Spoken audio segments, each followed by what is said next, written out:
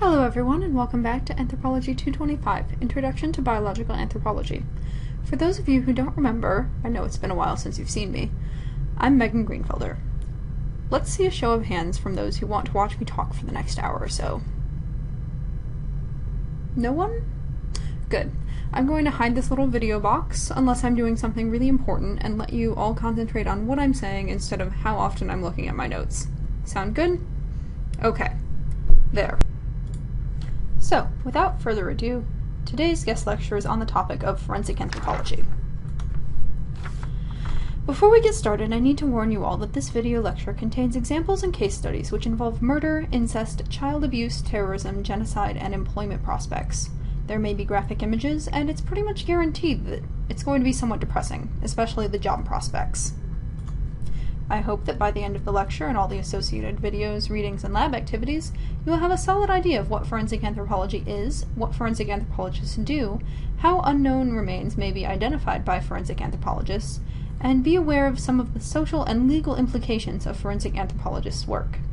The lecture will cover these topics as well as discussing requisite training and employment opportunities for those who are still interested in it after learning exactly what the job entails. Forensic anthropology is one of the most widely and wildly popularized aspects of American culture today. Think about all of the crime dramas and procedurals you've seen on TV, the novels, news reports, blogs. You probably think of it as the lab work behind police evidence. That's not wrong, but the view we get from television is somewhat stilted and generally inaccurate. The original definition of forensic was related to any public presentation of evidence, from the Latin forum, a place where ideas and views are exchanged, and forensis, an adjective meaning in open court or public. But today, forensic refers to any application of scientific knowledge to legal problems. Legal problems can range from arson to forgery to tax fraud to murder, and any scientifically obtained information can be considered forensic science. So, in addition to forensic anthropology, the subject of this lecture, you have computer forensics, forensic psychiatry, forensic accounting. There are over 40 related fields listed on Wikipedia. So, what exactly is forensic anthropology? Well, for one thing, it's an applied field of physical anthropology. You may recall from 201 that in addition to dividing the field of anthropology into 4 subfields, we also tend to refer to a group of specializations as applied anthropology. These specializations focus on applying anthropological knowledge to non-academic problems. Other examples include working with community development projects, preserving rare languages, cultural resource management in archaeology, and medical anthropology studies with implications for public health programs. In anthropology, forensics usually refers to the study and analysis of human remains from crime scenes or mass disasters. Many academic questions can have non-academic implications, such as researching ancient chinampas in Mexico to learn about ancient subsistence, but also using what you learn to improve modern agricultural resources in the region. Similarly, many of the techniques which address bioarchaeological questions, like finding the age and sex of individuals to make up a paleodemographic profile of the population, can also be applied to forensic questions. Forensic applications overall are, in a way, a very narrow category, since the applications of forensic sciences must be related to legal process. On the other hand, you can tell more information from a recently deceased individual, and almost any information you may be able to provide about the individual from the bones may help in identifying a person, so more stuff is relevant. What do forensic anthropologists do? Forensic anthropologists are involved in cases to identify individuals, repeated trauma, and sometimes cause of death. In the case of mass disasters such as the World Trade Center attacks or mass burials of genocide victims, forensic techniques may be needed to help distinguish victims from one another. Forensic anthropologists may work in medical examiners' offices, for the armed services, or for an academic institution. Most forensic anthropologists work for universities and are called to consult on cases. The main duties of a forensic anthropologist are, in order of their appearance in a case, to assist in the collection of human remains at a crime scene, to clean bones for examination, to analyze skeletal remains and build a profile of the individual, to identify trauma and any evidence related to trauma like the pathway of a bullet or a stab wound, to work with a forensic dentist to match dental records, and to testify in court about their findings. It's that last part that makes this forensic anthropology. Questions that people bring to forensic anthropologists often include, is it human? How many people are in this burial, and can you sort them out? Who was this person? How did this person die? And did this person suffer physical abuse? Is it human? Say someone is walking through the woods one day and finds a bone. She doesn't know if it's human, but she's afraid it might be, so she calls the police. Well, they don't know either. It looks like it could be. One of the most common questions the police bring to forensic anthropologist consultants is, someone reported finding this bone, can you tell us if it's human? Most of the time it's not. There are other mammal bones which can look very like human bones, such as the pig teeth and the bear forepaw pictured here. But forensic anthropologists are familiar enough with the human skeleton to recognize that they are not human. For example, you can see that the pig maxillae here have distinct differences from the human bones, which might not be recognized by the untrained eye. You can see that the pig's molars have more cusps than humans, are longer than human molars, and the shape of the dental arcade and maxilla itself are different. These photos are from Trail of Bones, More Cases from the Files of a Forensic Anthropologist by Mary Mannheim. So, basically, we study human bones until we can definitively say that something is or is not human. MNI and distinguishing the individual. In certain cases, and more often in archaeological contexts than forensic ones, human remains are found all mixed up. This is referred to as commingling. Investigators aren't sure how many individuals there are, or if all of the remains come from one individual. Forensic examples would include terrorist attacks where remains are violently dispersed, or genocides where up to hundreds of individuals were buried in mass graves. In this case, the first thing to do is to establish a minimum number of individuals present, or MNI. This is basically a logic puzzle based on the number of skeletal elements present, and the more information you have about the remains, the more accurate your MNI assessment will be.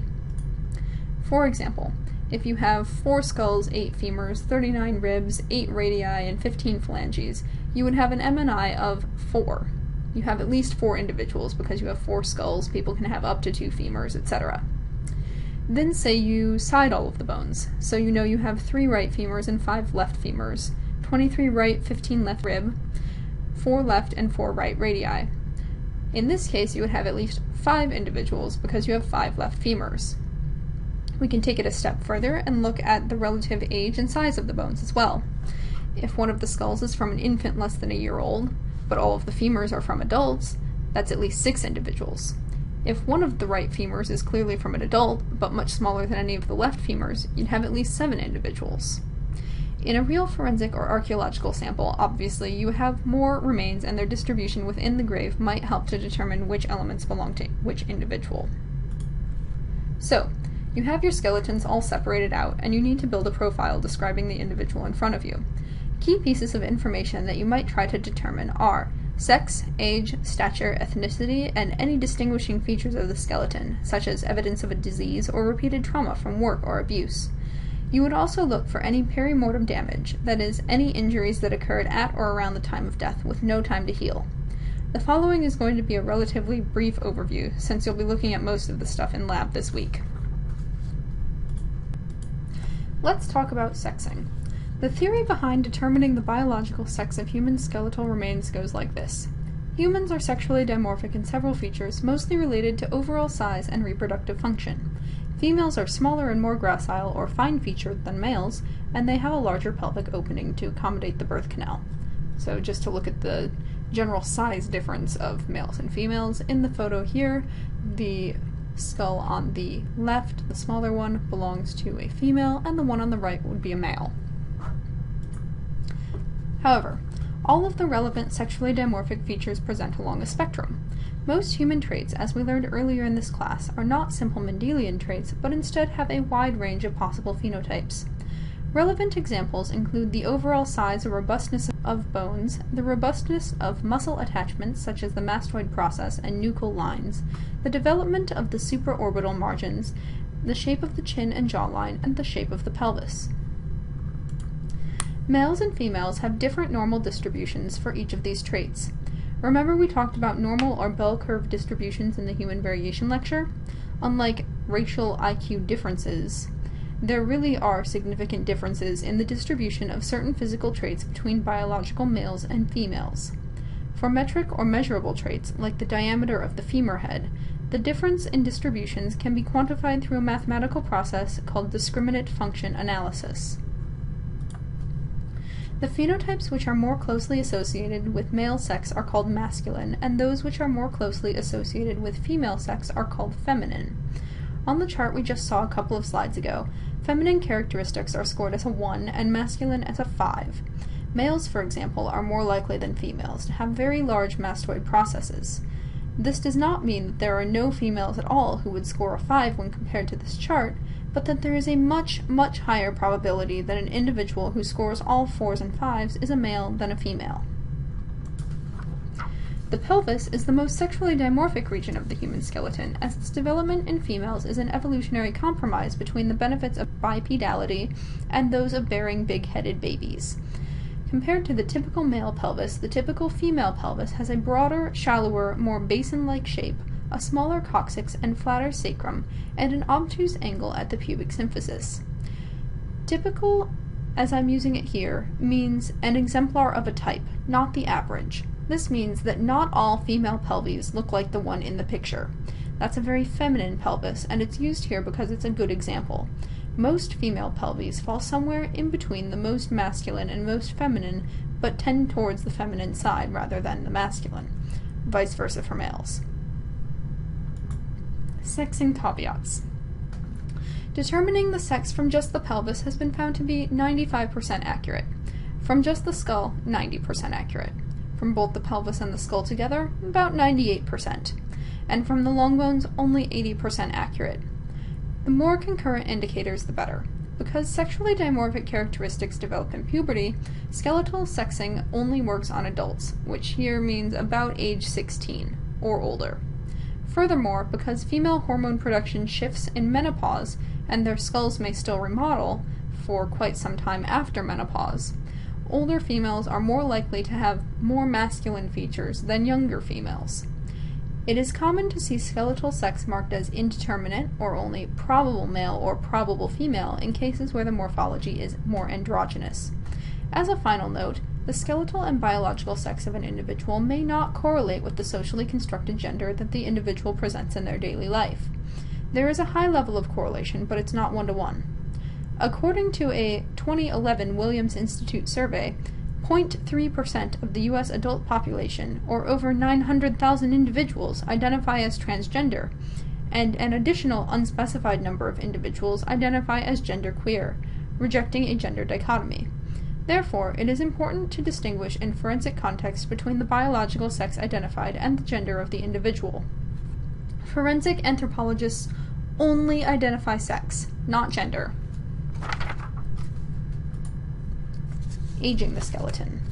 There are many methods for determining the age at death of skeletal remains, including patterns of dental eruption and wear, cranial suture obliteration, epiphyseal union patterns, overall length and diameter of the long bones in small children, deterioration of rib and pubic joints, and osteon overwriting. The most widely used of these are dental eruption and wear, epiphyseal union, and the deterioration of rib and pubic joints. Each of these has a range of ages for which it is more accurate, and all can give an actual range in years, which is very useful for identifying deceased individuals. Dental formation and eruption is a good indicator of age from a few months before birth to about age 21. Dental wear is highly specific to the population and the diet consumed, and as such is more useful in archaeological contexts where everyone has a similar diet. In forensic contexts it may not be as useful. The Miles method, in the example shown here, uses wear on teeth of juveniles from the same population to calibrate the wear scale. This gives a reliable estimate up to about 40 years of age. That would be the bottom chart there. Epiphyseal union, the fusion of the ends of the long bones to the shaft, occurs at different ages for different bones. The first to fuse is the distal epiphysis of the humerus, which begins to fuse on average at age 9 and completes fusion around age 15. The last bone to fuse is the medial end of the clavicle, which completes its fusion around age 30. This method is really only effective over that time span, 9 to 30 years, and this is usually therefore used to distinguish juvenile from adult remains. The pubic symphyseal surface that faces the cartilage changes in texture, as seen here on the left at the bottom, from age 20 to age 65 and beyond. In case you're not sure what we're looking at there, it's that surface that faces the thing marked E and the picture of the pelvis on the right. The resolution for this method is about 10 years, and there are some sex differences between males and females. Similarly, the sternal ends of the ribs become more ragged and claw-like as one ages, and can give rough estimates of the age of the individual from childhood to mid-teens to early 20s, mid-20s to early 30s, mid-30s to mid-50s, and older than mid-50s. Aging caveats. Clearly, as with the sexing methods, more concurrent lines of evidence or aging methods used, the better, especially at the older end of the scale, as developmental age markers are more precise than attritional or degenerative age markers. So, every one of those methods is going to be more accurate for younger individuals than for older. Stature estimation. If you have a full skeleton, it is possible to simply measure the height of every bone contributing to stature or height, legs, pelvis, vertebral column, skull, and add them up, plus about 2 centimeters for connective tissue. In many cases, however, bones are scattered by natural or human agents, and not all of them can be recovered. This is where stature estimation comes in. Stature estimation is based on regression formulas. Long bone length and height are very closely correlated, as the length of your legs directly influences your height, and arms and legs are generally also proportionately related. Length of different long bones and the equivalent stature are graphed as a scatter plot, and then the regression line is used to estimate the average height for each long bone length. Simple enough for one bone like the femur, but the math gets more complicated as more variables are added. In any case, the more long bones are present, the more accurate your calculation will be. One major factor to take into account when using stature formulas is the population of reference. Remember Allen's rule from the Human Variation lecture? Because different populations have slightly different body proportions, it is important to derive the stature equation from the same population as the long bone you are using to calculate the stature of your individual belongs to. If you don't know the population of the individual you are measuring, it is best to apply stature estimations for several different populations and report a wider range of potential stature. This brings us to the trickiest part of forensic anthropology, the race issue. We just spent an entire lecture talking about how race, biological race, is not a thing in humans. On the other hand, when they're looking for a missing person, the cops want to know what socially constructed racial category their victim belonged to. They want to know probable natural hair and eye color. They want their forensic anthropologist consultants to deal with race. There is only one race of Homo sapiens, Homo sapiens sapiens. The racial labels we hear in everyday life all the time are cultural constructs. They have a long history in Western society, up to and including the foundation of the discipline of physical anthropology. We are left with the remnants of race theory in publications from the 1960s and earlier, which, aside from their racial language and categories, were fundamental in developing the methods used for sexing and aging skeletons, and remain influential today. There are still forensic anthropologists who are taught how to identify the ethnicity or probable ancestry of a skull. Tiny tangent here, really quick. The use of ethnicity instead of race here is political correctness gone awry, like the practice of saying that forensic anthropologists identify gender instead of sex. Ethnicity, like gender, is a socially constructed category. Sex and probable ancestral population are biological categories. As with sex and gender, ethnicity and ancestry are highly correlated, but again, they are not interchangeable. So, let's break down the theory behind forensic practices of assigning a racial or ethnic or ancestral population estimate to a forensic specimen. It goes like this. Human populations vary in all kinds of traits, body proportions, for example, or blood types or haplogroups. This variation is gradual. There are geographic gradations because, completely aside from climatic and geographic differences, people tend to mate and reproduce with the people around them, constantly softening the boundaries between this and that. When members of geographically distant populations come into contact with each other, they immediately notice differences between their own family, neighbors, and countrymen, and the strangers they come in contact with. Aside from looking different from each other, they have their own religious traditions, heritage, languages, histories, traditional foods, and they share their ancestry more recently with their own group than with the strangers. These are ethnic groups. Let's examine the ancestry thing a little bit more closely for a minute. This tree shows some hypothetical relationships between villages in different regions of the world. So we start with a village in East Africa. People from that village move outward and found new villages in South Africa and North Africa, as well as maintaining the East African population. Over time, lots of time, their descendants move around, found more villages, and populate more and more regions. A similar number of generations have passed for this West African village, kind of half circled in red there in the middle of the screen, and for a village in the Arctic, half circled in red. They have a common ancestor, the people who lived in this yellow North African village at the top of the screen, kind of towards the right middle, you see it. It's also possible that there was some interaction between these two Middle Eastern populations connected with the red line, because they were in the same place at the same time, and people tend to meet with whoever happens to be around. So they could have an even more recent ancestor, this population of people in the Middle East that I've circled in purple there. In any case, they are more closely related to those in other nearby regions of the world than they are to each other, but they're still related to each other if you go back far enough. People tend to marry, i.e. reproduce with, people who are closer to themselves. This is called the principle of propinquity in social psychology and refers to both spatial and cultural nearness.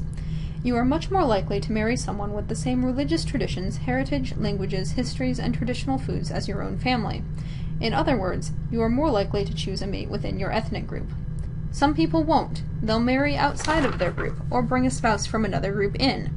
That's to be expected, and it's good. It cuts down on inbreeding, but most people stick with what's familiar. Because people within an ethnic group have a more recent common ancestry than people from other ethnic groups, and they tend to marry within their groups, certain traits are more common in one group than another.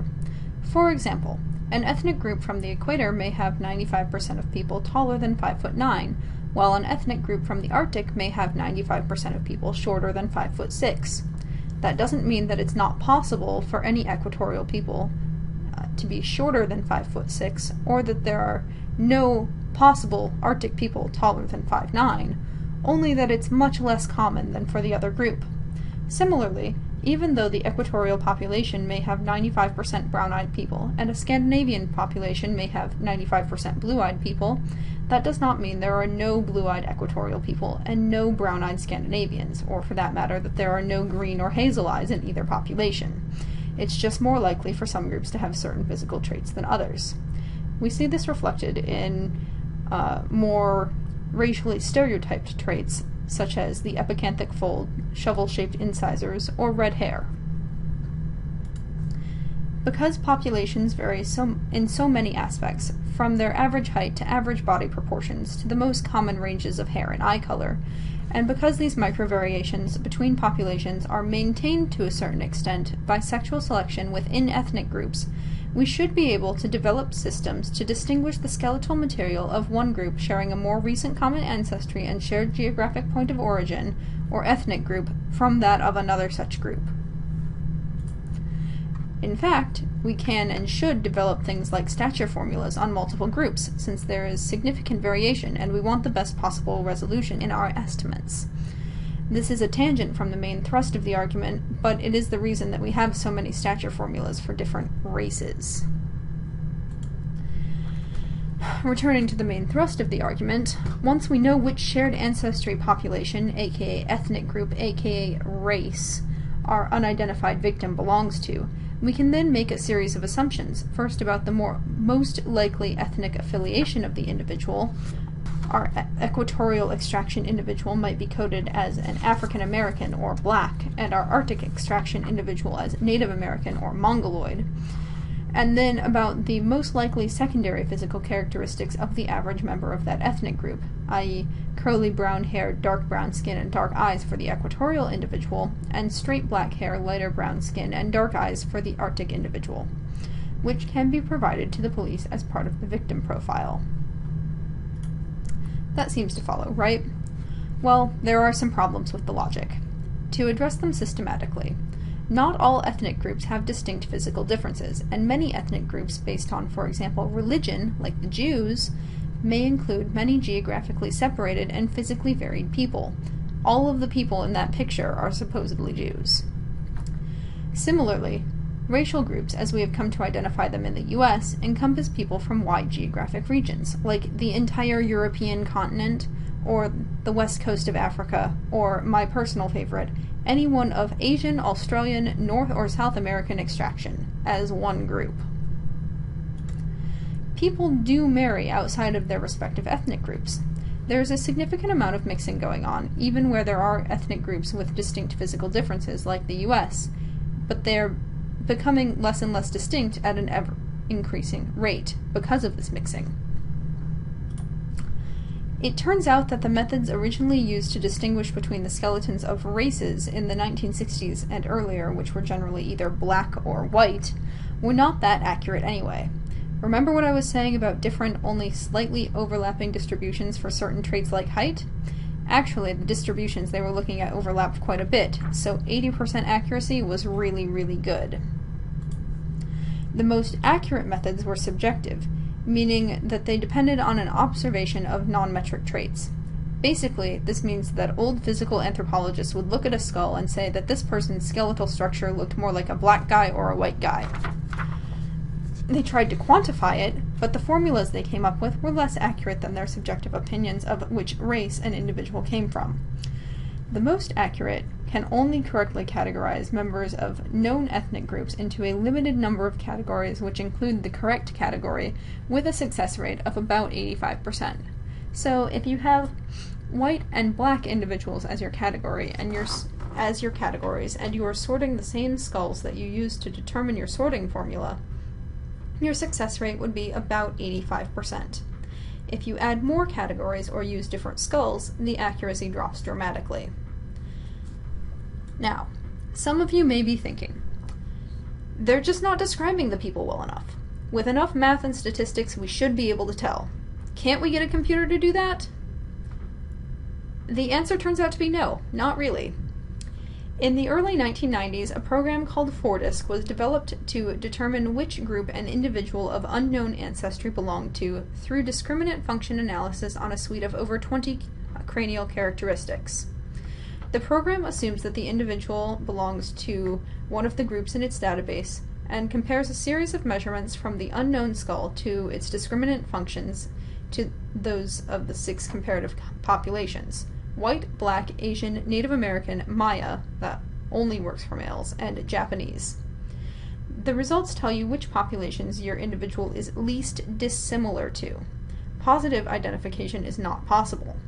Often, the results, especially on older individuals, will be too dissimilar to all of the populations to provide a result.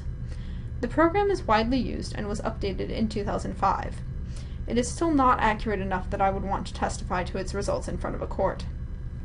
You get results saying that your skull has a 47% likelihood of being a white male, and a 35% likelihood of being a black male, and a 25% likelihood of being a Hispanic male, which adds up to more than 100% because the program is not telling you the mixed ethnic makeup of the individual, but instead is showing you that this individual falls into the place where the features of these 3 groups overlap, and which group's averages it comes closest to. There are not always significant differences between the traits for different ethnic groups. Say, for example, you have an equatorial population where the average height for males is 5'9", and an Arctic population where the average height for males is 5'6". These averages seem different, right? What if you have a Scandinavian population where the average male height is 5'7½"? The equatorial and Arctic populations may be significantly different from each other, but neither is significantly different from the Scandinavian population, and there is significant overlap between the 3. If you had an individual's height and sex and nothing else, you could not accurately sort the individual into one of 3 groups. In fact, there is more variation within ethnic groups than between them. Secondary features, like hair and eye color, do not always covary within ethnic groups. Just because a Western European man is of average height for his group does not mean that he will be typical of his group in every respect. For example, he may have red hair instead of brown. This means that we have a problem when we are extrapolating secondary physical characteristics such as skin, eye, and hair color from the bones. Even if we knew that an unknown skull had to be either equatorial or arctic, and could successfully recognize somebody as equatorial versus arctic with 80% certainty, we could say with less certainty that their skin, eye, or hair color would be the same as the average for their population. Say you have 80% certainty for each characteristic as well, and you're looking about a 41% chance that your description in the victim profile matches the actual description of the victim. Early physical and biological anthropology was really, really racist. As in, one of the major reasons that people studied physical anthropology was to prove that races were a real thing and that some races were better than others scientifically. They did some really shady science, too, like trying to prove that there were differences in cranial capacities between blacks and whites by measuring black female skulls and comparing them to white male skulls, when male skulls are systematically larger than females, and demonstrating that non-white skulls were intermediate between apes and the epitome of human development that was contemporary Europeans. This is now called race science and is rejected on all kinds of moral, political, and scientific grounds. Not only was it bad, it was bad science. Many physical anthropologists refuse to deal with race because it is not a biological reality in humans. There are still today certain political and social implications to using racially charged terms and discrimination-motivated research, which is another reason that some physical anthropologists don't want anything to do with the racing of skulls. So, knowing all that, why do forensic anthropologists persist in estimating the ethnic or likely ancestry or racial description of their unknown remains? Because a 40% chance of a description is better than nothing, especially when you have people telling you, this could help us catch a killer, this could help us put a name to these bones, or give a family out there some closure. So instead of saying they have no idea whatsoever, they make a series of educated guesses, at the end of which they have a suggestion which is slightly better than nothing. Moving on. Dental records. Dental record identification is probably the most accurate of the hard tissue identification methods.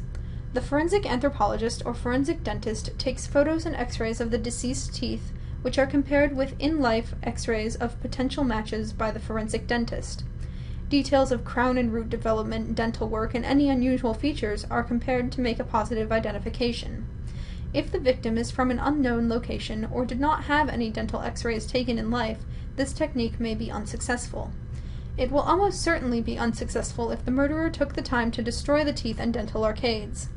Criminals taking forensic countermeasures, precautions against forensic investigation, is actually a growing problem since forensic investigation has been widely publicized by shows like CSI, NCIS, and Law & Order. We can't do half of the things that they show on those shows, but countermeasures against things we can't do are also effective against the things we can do.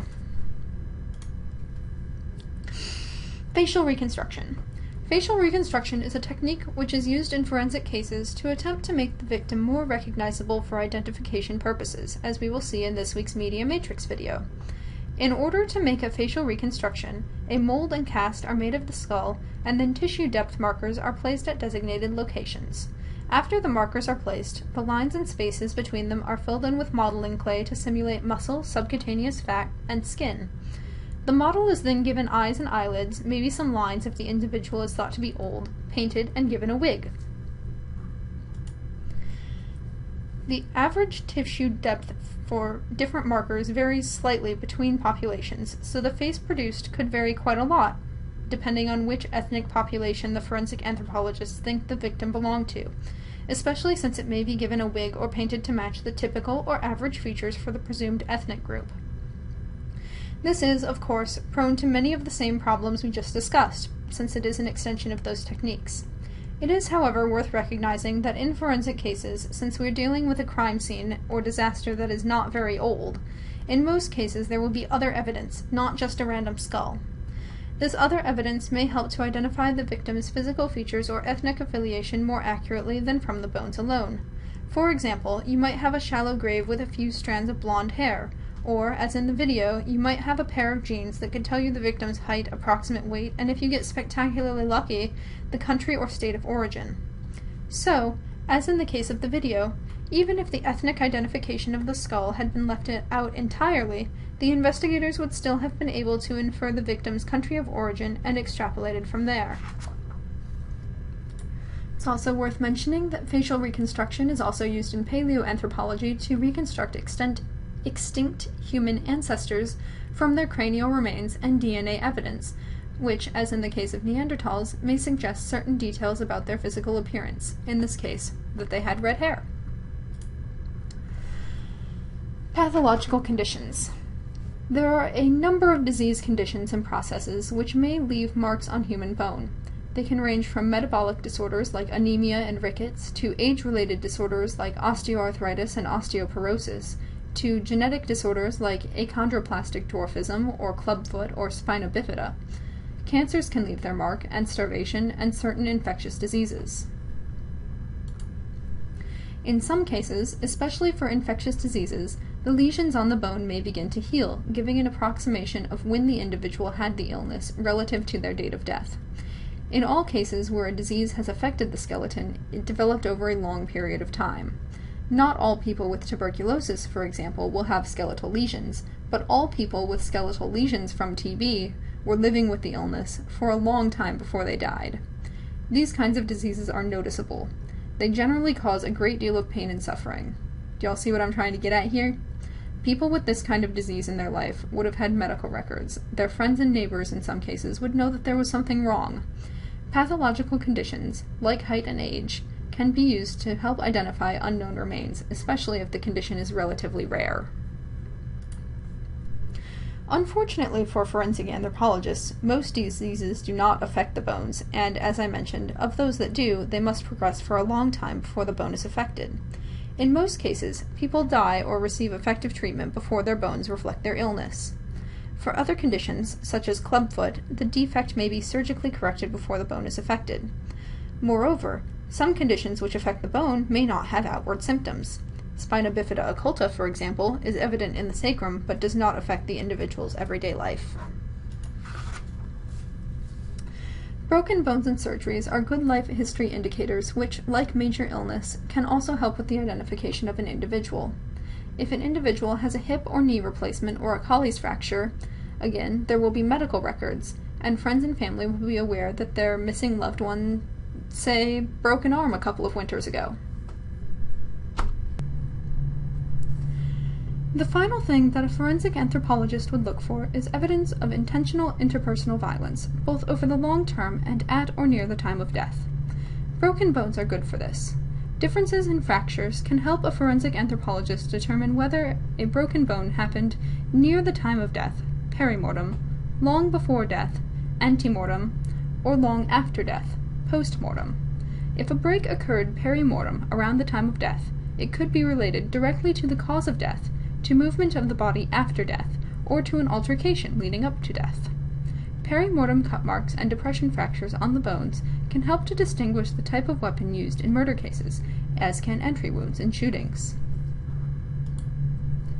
Another thing to bear in mind is that forensic anthropologists, especially those working on suspicious deaths, are often interested in patterns of injuries, not just the one that killed the victim.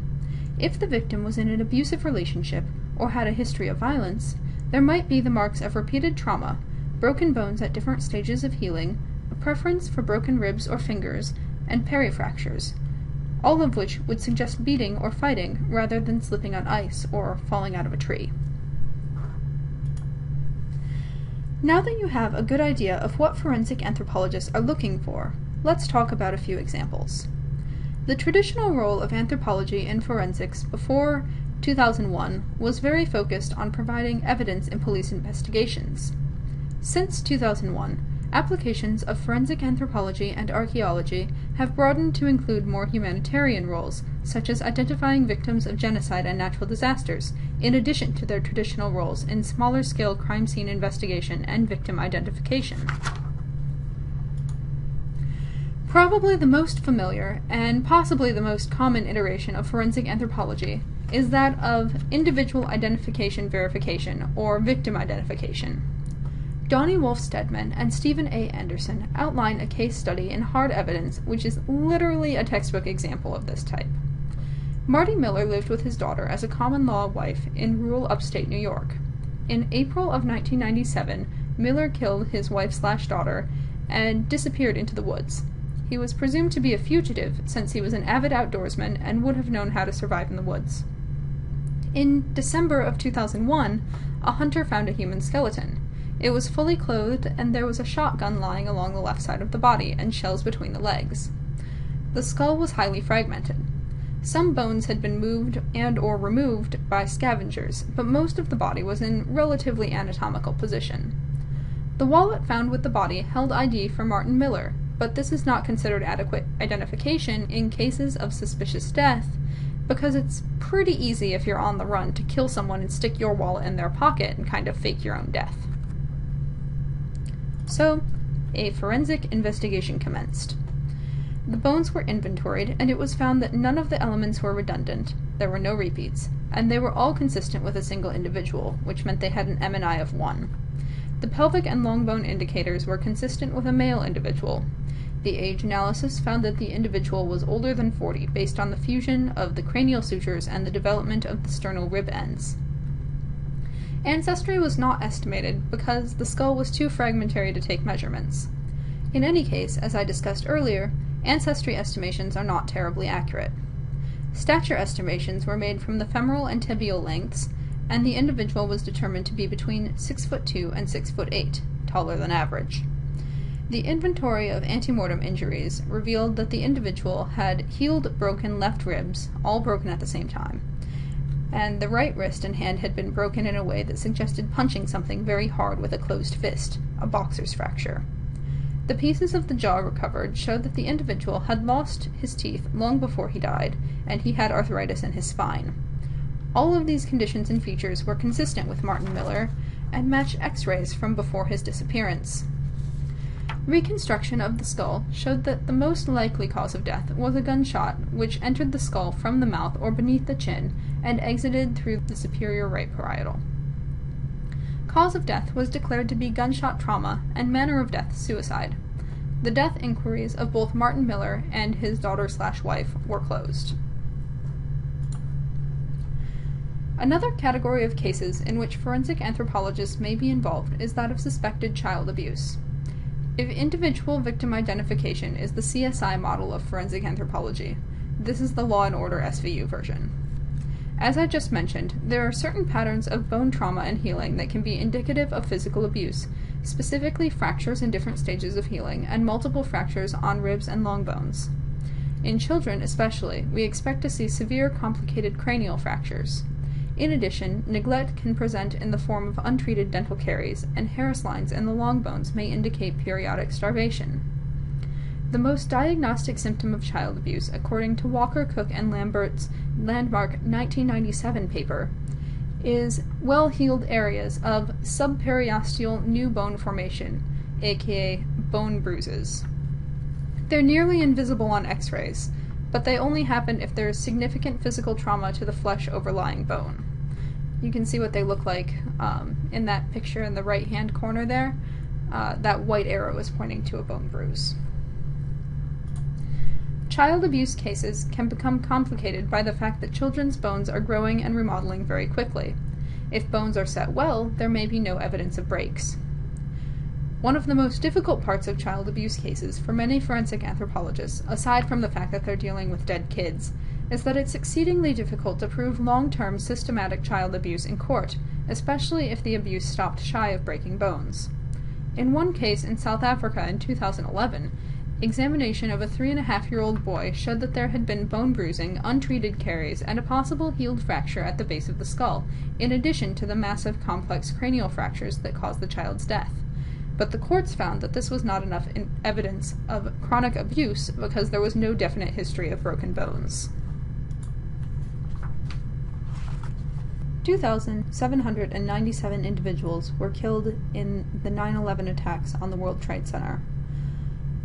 When all the remains were collected from the debris of the towers, there were almost 15,000 fragments.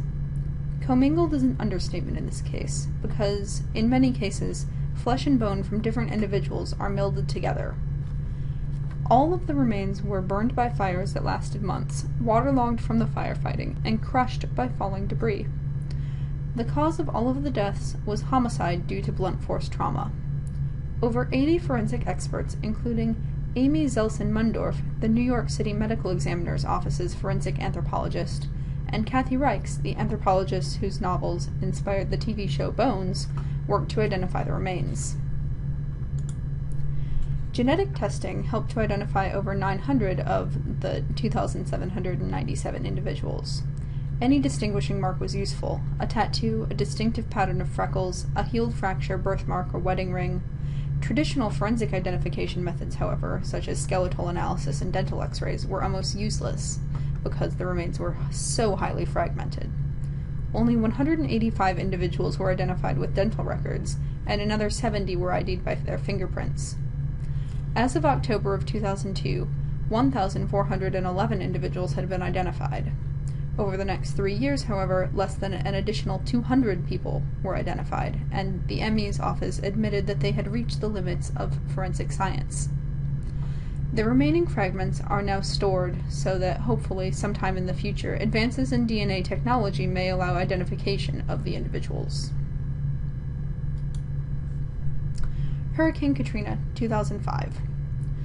The Disaster Mortuary Operational Response Team, or DMORT, is responsible in mass disasters for identifying victims and storing the bodies. It was founded by the National Funeral Directors Association in the 1980s, and over the course of the 1990s and early 2000s became integrated into the National Disaster Medical System. DMORT is made up of volunteer anthropologists, funeral directors, medical examiners, coroners, pathologists, medical record techs, fingerprint specialists, forensic odontologists, x-ray techs, mental health specialists, computer professionals, administrative support, and investigative personnel. Richard Gould of Brown University is one such anthropologist. After Hurricane Katrina, DMORT was called in to identify the victims in Mississippi and Louisiana. Gould spent the first week after the hurricane identifying victims in Gulfport, Mississippi, and the next 10 days recovering human remains from hospitals, nursing homes, and schools in New Orleans. In many cases, dental records which could have been used to help identify the victims were destroyed, if they had ever existed. So, as with the 9/11 victims, DNA was used in addition to traditional techniques to link victims and family members. The case was complicated by the fact that most of the relatives of individuals who died in the flooding had sought refuge in a number of other cities or even other states. The Guatemalan Civil War lasted from 1960 to 1996. During that time, at least 200,000 people, mostly indigenous Mayas, were disappeared by state security forces and paramilitary troops. Most Guatemalans still speak of it only in hushed voices. A few are more outspoken. Even before the war ended, community members, activists, and other supporters were working to bring light to these injustices and prosecute those responsible. Some, like anthropologist Myrna Mack, were assassinated for their efforts. In 2013, however, they managed to convict José Efraín Ríos Montt, the de facto president from 1982 to 1983, for genocide and crimes against humanity. This is the first case anywhere where a domestic court has convicted a former leader of genocide. It marks a turning point and makes the point that no one can carry out such crimes with impunity. What role did anthropologists play in this case? Quite a few, actually. This is a really cool case because not only are physical anthropologists and methods involved, but also cultural specialists. The Guatemalan Forensic Anthropology Foundation has exhumed mass graves, identified individual victims, analyzed the methods of execution, corroborated eyewitness accounts, collected survivor testimonies, and detailed the effects of genocide, displacement, militarization, and impunity on the fabric of Guatemalan society. In addition, anthropologists provided expert testimony both in international tribunals and in the Montt case. In 2013, the remains of over 30,000 individuals had been recovered from mass graves throughout the highlands, and work continues. The social implications of this work are far-reaching. It gives closure to the survivors whose family members disappeared, pursues justice on behalf of communities that were destroyed, and pierces the veil of silence over these and other related abuses, such as crimes against women. Moreover, it ends impunity and sends a message to people all over the world that such crimes cannot go without being punished. So, how do we study forensic anthropology? If anyone watching is interested in further pursuing forensic anthropology, it is important to know a few things about the field and the training required for a career in the field. One of the most important ways that we study forensic anthropology is through the use of body farms. There are 5 body farms now in the U.S. at UT Knoxville, Western Carolina University, Texas State, Sam Houston University, and Southern Illinois University. Body farms are large outdoor laboratories where researchers allow bodies to decay and measure rates and patterns of decomposition and disarticulation in all different kinds of contexts, including clandestine disposal as well as natural baseline decomposition. This is really cool because it allows the researchers to do controlled experiments, which is something we don't get to do all that often in anthropology. The climate and environment play a huge role in the way that bodies decompose, so it is very important to have body farms in different environments. After they are completely skeletonized, researchers examine how different post-mortem treatments of the bodies may affect the bones. It can be very morbid, and the smell is indescribable, but these sites provide the best possible scientific research on what happens to human remains after they are abandoned, which is essential to understanding crime scenes and other contexts where human remains are found in the outside world. In addition to experimental studies at body farms, we study forensic anthropology in the classroom. If you are interested in pursuing a career in forensic anthropology as an undergraduate, you should major in anthropology or biology or a closely related field and take classes relating to the social, natural, and biological sciences, so anthropology, sociology, criminology, chemistry and physics, biology, anatomy, and genetics. Also, if it's at all possible, you should find a way to intern or otherwise gain relevant field experience. If you are in anthropology, you should develop a specialization or concentration in physical anthropology and prepare to apply for grad school. There are many programs for forensic anthropology. Most of them are for master's degrees and generally focus on the collection of human remains, identification of individuals and trauma, and presentation of evidence to a court. There's usually a large ethical component, as one might expect for a field so closely related to legal process and dealing with human remains. There may be field components, such as assisting an established forensic anthropologist or medical examiner, or medical components, especially if you go to a school that places forensic anthropology in a medical program like Boston University. UT Knoxville recommends that forensic anthropologists get a PhD in physical anthropology as well as the MA. Most PhDs in anthropology do not focus solely on forensics. You would be expected to have a broader background and be able to teach within more areas of the subfield, but you would have the advantage of having done a dissertation on a topic within forensics and be much more familiar with the literature of the field than if you had only done the MA. After completing graduate studies, one can become accredited by the American Board of Forensic Anthropology through an examination process. There are only 99 ABFA diplomates, including the retired and deceased members, but it's a growing club with 7 new members in 2013. There's also a professional society of forensic anthropologists. You must have a master's in anthropology in order to join and make significant contributions to the field, so publish or perish, and they have about 40 members. Now, the moment we've all been dreading. Finding a job in forensic anthropology. As I mentioned earlier in the lecture, there are not many full-time forensic anthropologists. 80 to 90% are employed by universities and other research institutions. The second largest employer is the government, with the U.S. Army's Central Identification Lab in Hawaii and medical examiners' offices. There are also several overseas positions with NGOs, which specialize in investigating war crimes and crimes against humanity. And finally, a very small number of forensic anthropologists work for private consulting firms.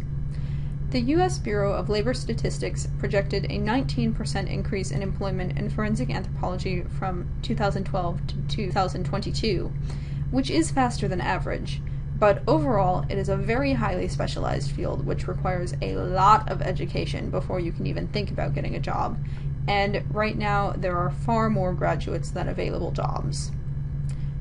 I think archaeology is projected to grow faster, if that tells you anything. And that depressing note wraps up what I've got for you today, and our lecture series in general. After you finish watching the materials associated with this week and finish doing the lab assignment, you should be ready to complete your final exam and final lab practical. I hope you've enjoyed our brief foray into the world of physical anthropology. Feel free to email your TAs at anth225onlinetas@gmail.com or tune in for office hours if you have any questions.